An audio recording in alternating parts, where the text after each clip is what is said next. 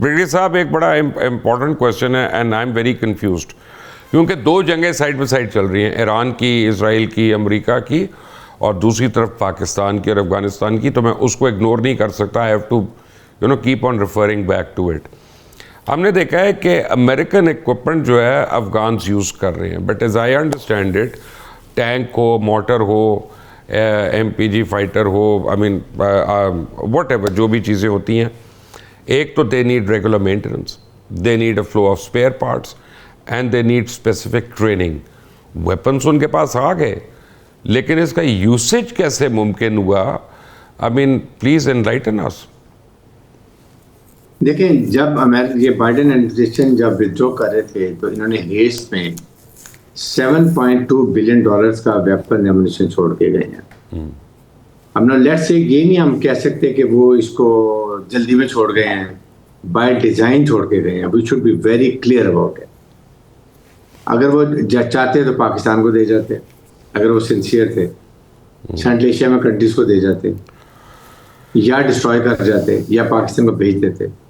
دینے کا مقصد یہی تھا کہ وہاں پر ٹیررسٹ آرگنائزیشن کے ہاتھ میں ہی سارا ویپن ایمونیشن لگ جائے، اور افغانستان میں جب ٹیررسٹ آرگنائزیشن ہوں گی تو یہ وولٹائل رہے گا، اور Pakistan will remain under the garb of these terrorist activities.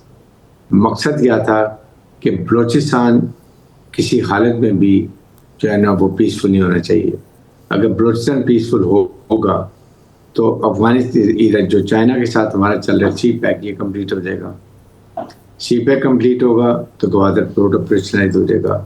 ہماری کنیکٹیوٹی جو ہے وہ central Asia, Afghanistan peaceful, Balochistan کے تھرو پورا یہ لنکیج سامان دنیا ان کا ٹریڈ کا امریکہ، یہ مڈل ایسٹ اور افریقہ کی منڈیوں میں جائے گا.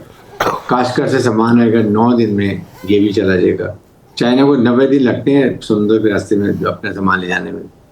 سو یہ ڈیزائن، اگر آپ اس سے ایک واحد نیوکلیر ملک، واحد اسلامک نیوکلیر ملک، فوج لڑاکا، جیو اسٹیٹک لوکیشن بہت اچھی، اگر سی پیک سے ہم اپنی اکنامک ترقی کر لیتے ہیں تو ہم اپنے فیصلے اپنے ملک کے مفادات کریں گے. پاکستان بھی out of the reach of IMF world bank. تو کیا ایران کو، یہ اسرائیل کو، انڈیا کو سوٹ کرے گا؟ نو. بریگیڈیئر صاحب ایسا ہو سکتا ہے کہ جس طرح ایران کو ایک طرف نیگوسیشن میں دبا کے رکھا اور سڈنلی سبت والے دن اس پہ ان اناؤنس اٹیک کر دیا، کہ پاکستان کو کسی وجہ سے افغانستان کے ساتھ انگیج کیا ہوا تاکہ ادھر ادھر نہ ہو؟ دیکھیں 100 پر آپ سمجھیں بات. جنرل حمید اللہ تعالیٰ کو جنت سے ان کا بڑا ایک فریز تھا کہ 9/11 بہانا، افغانستان ٹھکانا، پاکستان نشانہ. اینڈ اٹ از، ابھی بھی آپ دیکھ لیں ٹرولی کریکٹ. پاکستان کو یہ اسرائیل اور انڈیا کو کھٹکتا ہے کہ یہ ایک نیوکلیر ملک ہے، تھریٹ ان کو یہ ہے. ہم نے بارہا یہ جو ہے نا اسرائیل کو بھی امریکہ کے تھرو کنوے کیا ہے کہ ہمارے اسٹریٹجک ایسٹ جتنے بھی ہیں، ہمارے میزائل جتنے بھی ہیں، they are India specific. We have got nothing to do with Israel. ہماری ان سے نظریاتی فرق ہے کہ ہم چاہتے ہیں کہ فلسطین اور اسرائیل دو نیشن اسٹیٹ ہو، انڈیپینڈنٹ ہو، اور جو فلسطین کا جو علاقہ قبضہ کیا واپس کیا جائے. لیکن ہم ان سے لڑنے کے چکر میں نہیں ہیں. یہ انڈیا ان کو انسٹیگیٹ کرتا ہے، ڈراتا ہے کہ یہ تمہارے ساتھ ہو سکتا ہے. This is a issue. India is a big crook country, اور ان کے لیڈر جو نریندر مودی اتنا کننگ فاکس ہے، یہ جو گجرات کا بچر ہے، یہ 4 کا ٹولہ نہیں، بڑا خطرناک ہے. امیت شاہ، راجناتھ سنگھ، نریندر مودی اور امیت شاہ، یہ عزیز جوال، یہ ساری پلان کریں اکھنڈ بھارت کے لیے. تو پاکستان میں انگیج اسی لیے کیا ہوا. یہاں ٹیررزم کیوں ہو رہا ہے؟ ابھی آپ کے سامنے اسرائیل نے کھل کے کہہ رہے ہیں ہم فنڈنگ بھی کریں گے. اور کہ میرے دوست نے، نریندر مودی نے کہا کہ افغانستان کو کے طالبان کو بڑی سخت ٹیررزم ہو رہا ہے نیبر ملک کی طرف سے، اس کو بڑی پرابلم ہو رہی ہے. Imagine it is other way round. تو بات یہ کہ کچھ سمجھ لیں کہ وہ اب وہ یہاں پہ جو ٹیررسٹ آرگنائزیشن ہے وہ کیوں آ رہی ہیں، یہ ویپن کیوں ان کے ہاتھ میں، اور پھر $30 to $40 ملین امریکن ہر ہفتے ان کو فائنینشیل سپورٹ دے رہے ہیں. یہ سارا پیسہ ان کو ملتا ہے. انیکا، ابھی ایرانین فارن منسٹر کا ایک بیان آیا وچ از ویری امپورٹنٹ. وہ کہتے ہیں کہ جی ہم نے کسی پڑوسی ملک پہ حملہ نہیں کرنا اور ہم نے کسی پڑوسی ملک پہ حملہ کیا بھی نہیں ہے. وہ کہتے ہیں ہم نے امریکن بیسز پہ حملہ کیا اور یہ امریکن بیسز جو ہیں یہ ساری زمین امریکہ کی ملکیت ہے, آپ کی نہیں, آپ نے ان کو دی ہوئی ہے. ٹھیک ہے نا, جیسے ایمبسیز ہوتی ہیں کہ بیسیکلی ایمبسی جو ہے وہ اس ملک کی سرزمین سمجھی جاتی ہے. سو وہ کہتے ہیں کہ پلیز ڈونٹ ٹیل اس کہ ہم نے تمہارے اوپر حملے کیے ہیں, and don't cry wolf because ہم نے تمہارے اوپر حملہ نہیں کیا. How do you take that statement? I think Iran has the complete right to have that stand.